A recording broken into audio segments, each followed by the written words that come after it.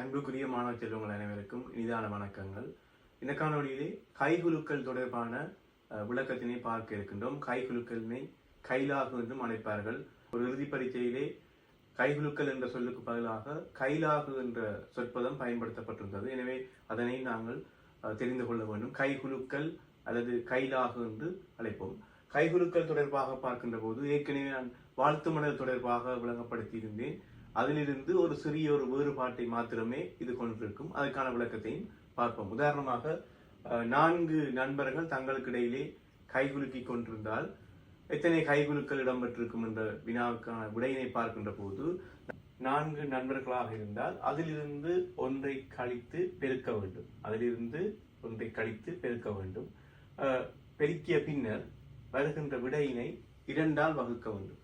4 நண்பர்களாக இருந்தால் 4லிருந்து ஒன்றை கழித்தால் 3, 4ஐயும் 3ஐயும் பெருக்கி அதனை 2ஆல் வகுக்க வேண்டும். 4ஐ 3ஆல் பெருக்கின்ற போது 12, அதனை 2ஆல் வகுக்கின்ற போது விடையாக 6 கிடைக்கும். இது அதற்கான செய்முறை. அது எவ்வாறு உருவாகின்றது என்று பார்க்கின்ற போது உதாரணமாக இதை ABCD என 4 நபர்களுக்கு குறியீடுகள் வழங்கியிருக்கின்றேன். இந்த 4 நபர்களும் தங்களுக்கு இடையிலே கைகுலுக்கி கொண்டால் எவ்வாறு அந்த கைகுலுக்கல் தடவைகள் எவ்வாறு எங்களால் பெற்றுக்கொள்ளக்கூடியதாக இருக்கின்றது பார்க்கின்ற போது இந்த AB இந்த 2 நபர்களும் தங்களுக்கு இடையே கைகுலுக்கி கொள்கின்ற போது ஒரு கைகுலுக்கல் இங்கே இடம்பெறும், Aயும் Bயும்.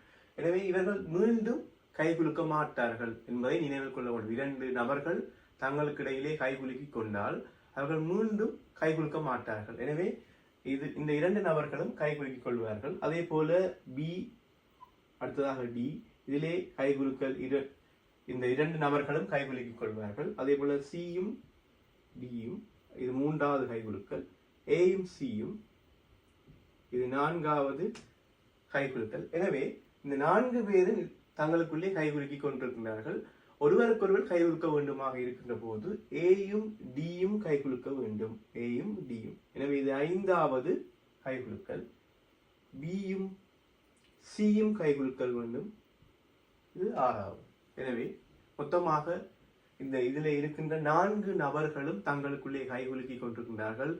கிடைத்த விடை 6 கைகுலுக்கலாக இருக்கின்றது. எனவே இதைத்தான் நாங்கள் இங்கே எளிய முறையில் பயன்படுத்துகின்றோம். எத்தனை நபர்கள் இருக்கின்றார்களோ அதிலிருந்து ஒன்றை குறைத்து 2 பெருமானங்களை பெருக்க வேண்டும். அதன் பின்னர் கிடைக்கின்ற விடையினை 2ஆல் வகுக்க வேண்டும். எனவே வாழ்த்து மடலிலிருந்து ஒரு சிறிய வேறுபாடு. அங்கே நாங்கள் வகுத்தல் செயல்முறை வாழ்த்து மடலில் கிடையாது.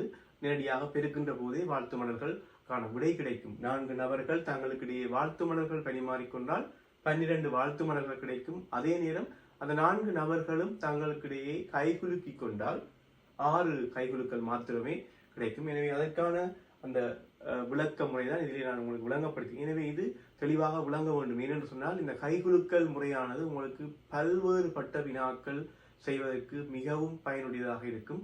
அது தொடர்பான காணொளிகள் ஏற்கனவே நமது யூடியூப் தளத்திலே பதிவிட்டிருக்கின்றேன், நீங்கள் பார்வையிடலாம். எனவே இது கட்டாயமாக இது ஒரு அடிப்படையான ஒரு விடயம். அடிப்படையான விடயங்களை இலகுவாக விளங்கிக் கொள்ளுகின்ற போது அடுத்து வரக்கூடிய கடினமான வினாக்களை இலகுவாக செய்யக்கூடியதாக இருக்கும். நன்றி.